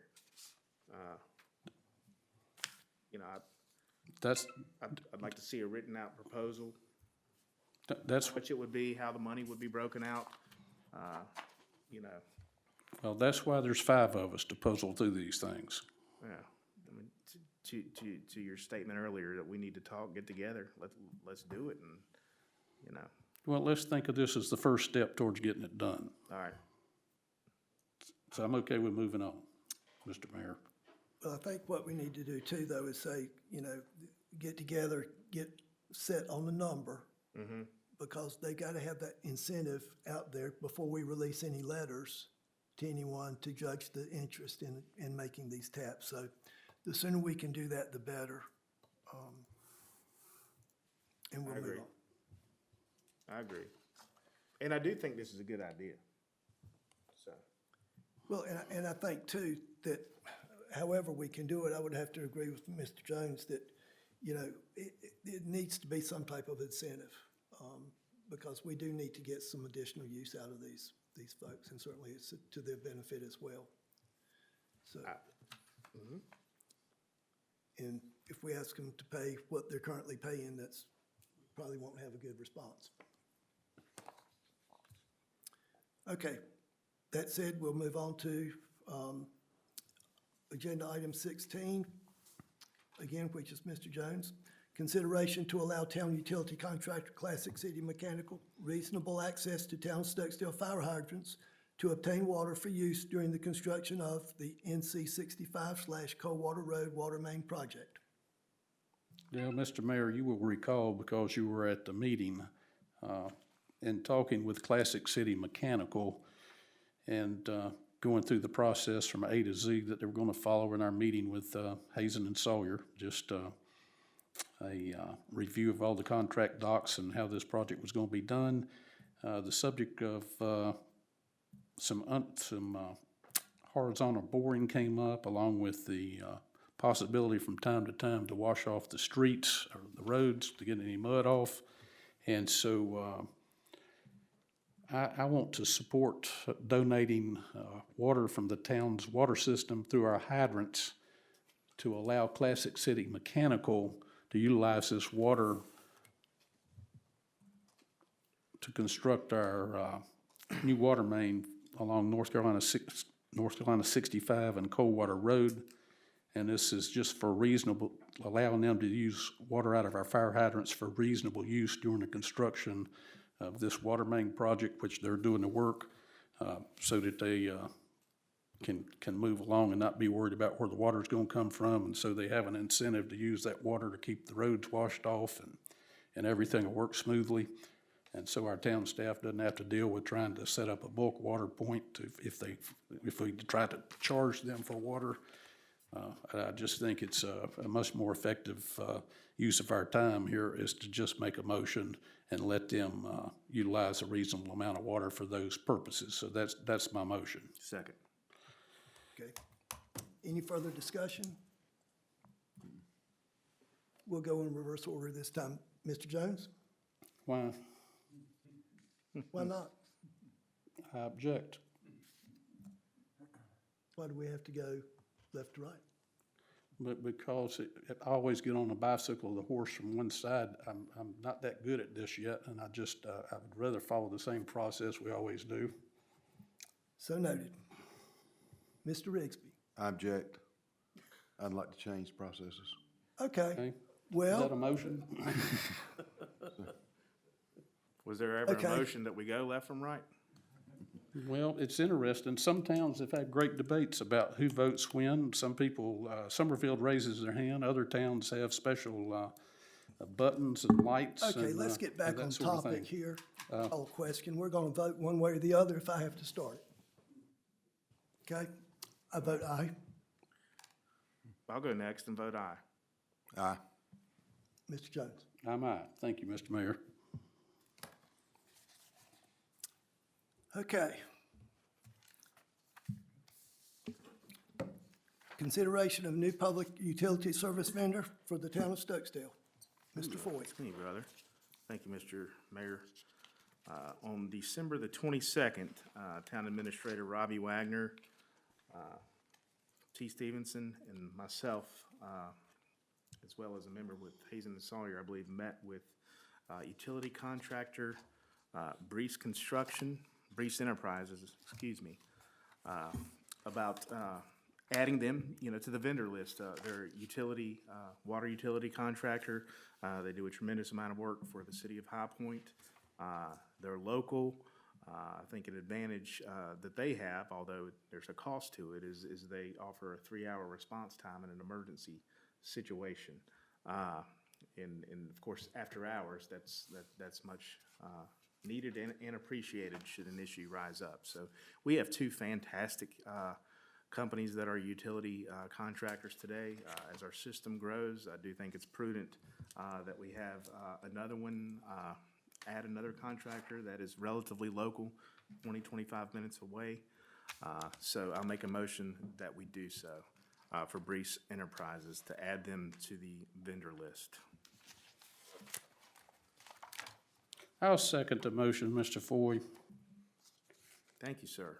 I would like to make one comment. You speak about a 3-hour response time. I do. And I just would remind council that when we have one of these broken water main events, a lot of times the holdup is not the public utility contractor. The holdup is getting an emergency 811 locate.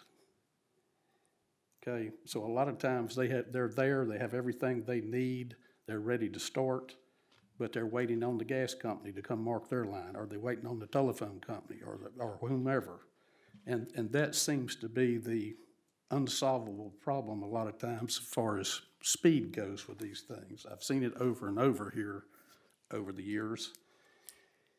And these utility contractors, they're not gonna stay in business long if they ignore that. They have no choice, and I don't wanna put any extra pressure on them to start digging until they're ready, had all the locates done, but I thought that worth mentioning. Okay, thank you for offering that.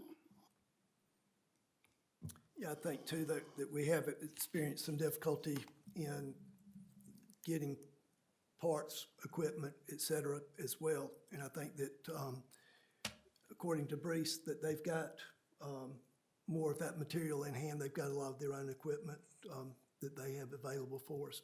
They also made a recommendation that it might be in the interest of the town that we do kind of develop a supply of various parts that might be required in these emergency type situations, just to have on hand in our own midst, rather than relying on the supplier or the contractor to have that. So it's one of those things that we can talk about at a later date, but.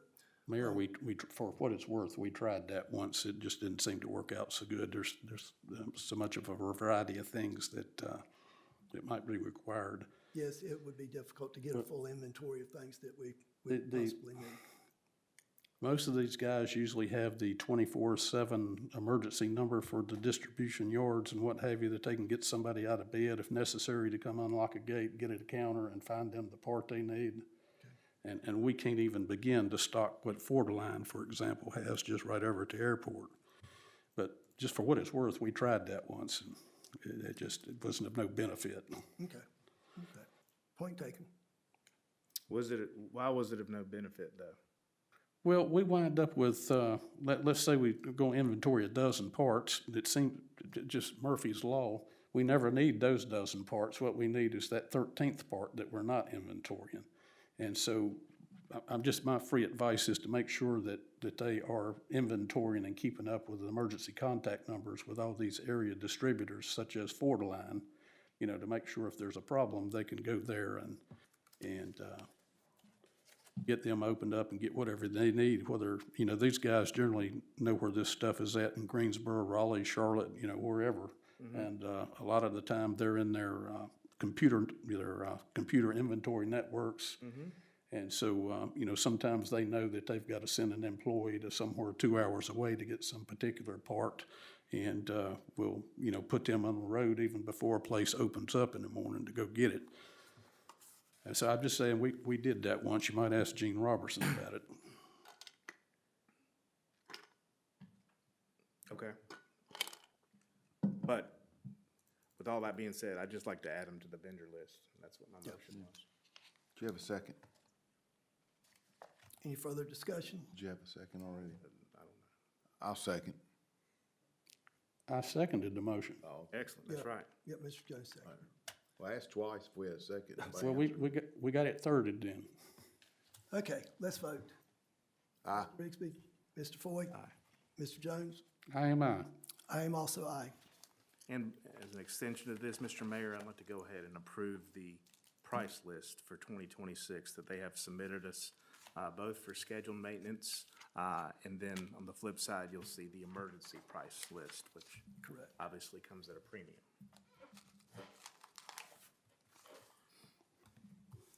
Okay, and you've got that in the form of a motion, Mr. Foy? Yes. As far as these price list goes, what does the term CY under unit costing mean? A CHR, that means hour, EA means each, DY means day. Cubic yard, maybe. Excuse me? Cubic yard, maybe. Yeah, they're talking about stone and backfill. I think that's so very definitely- possible. And then, thank you, the TN, Ton, SY. square yard.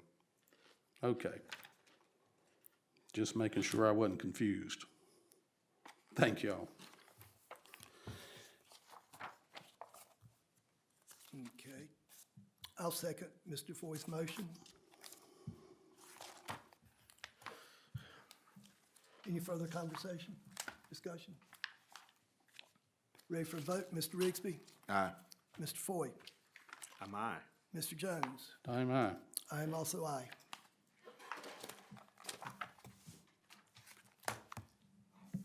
Okey-dokey.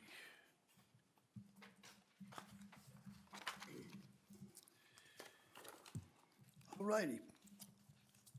Agenda item number 19 is public comments from the floor. Do we have any other comments? Any citizens would like to participate?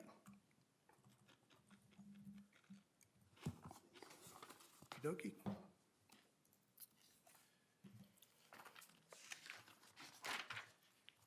All right, council comments. I don't have any specifically. Mr. Foy? Many thanks to the folks for showing up tonight. Special thanks for Senator Berger for coming here to give us the legislative update. And Happy New Year to all. It's been a minute now, it's been a month, but we had our very successful Christmas parade about a month ago. And you know, there's so many people to thank. I think we had a record year in number of participants and sponsors. So just a really successful parade, and it's all you folks that you know that make it successful. And you know, we're just a great little town, and I'm very grateful to serve. Thank you. Mr. Jones? Well, hold on just a minute. I wanted to remind everyone, in case they had any interest in attending, I just have got I think I started making a note. The North Carolina House Select Committee regarding the property taxes. I was looking for the exact term, but I believe that meeting is next Tuesday in Raleigh. And I want to remind everybody of that committee being formed and the opportunity to provide input to it before we're taxed right out of our homes. Thank you.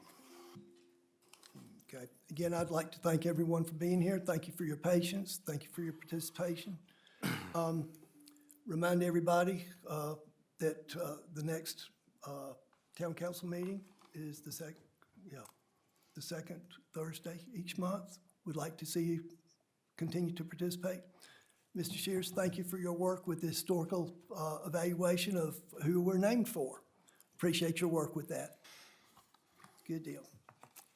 And with that, I'm going to move that the Stokesdale Town Council enter into a closed session in accordance with North Carolina General Statute 143-318 11A3. The purpose of the closed session is to consult with an attorney employed or retained by the public body in order to preserve the attorney-client privilege between the attorney and the public body, which privilege is hereby acknowledged. Do I have a second? You do. Mr. Foy seconded. Mr. Rigsby. Aye. Mr. Foy. Aye. Mr. Jones.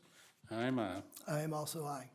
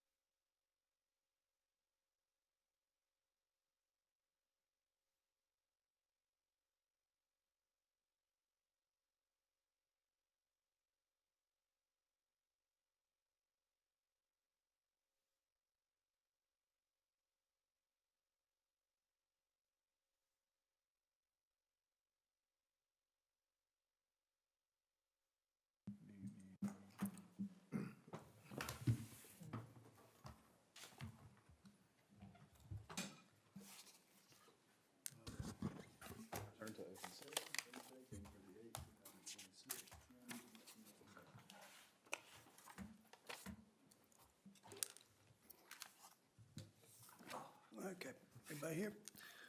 All right, we will reconvene the town council meeting at 10:20. Motion to reconvene. Motion to adjourn. I'll second. Did we reconvene? We got to reconvene and vote first, then we can adjourn. Yeah. Okay, well, Sorry, Mayor. Aye. okay. Okay, so we are reconvened now. And now, Mr. Jones, Motion to adjourn. second?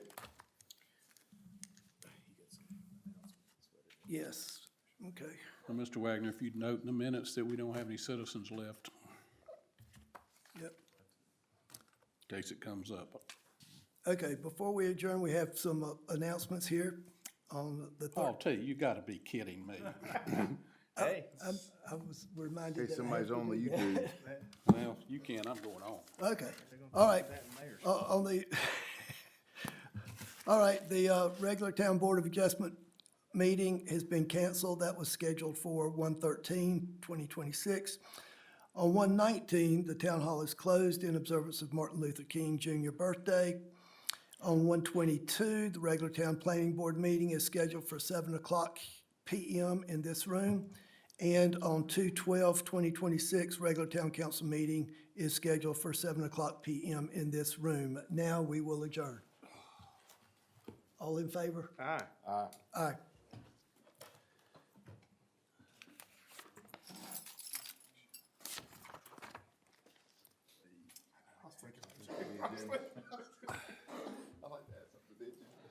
I was like, what can I say? What can I say? I'd like to upgrade T's room to a suite. Let's let T stay 4 nights and play for 3 rounds of golf.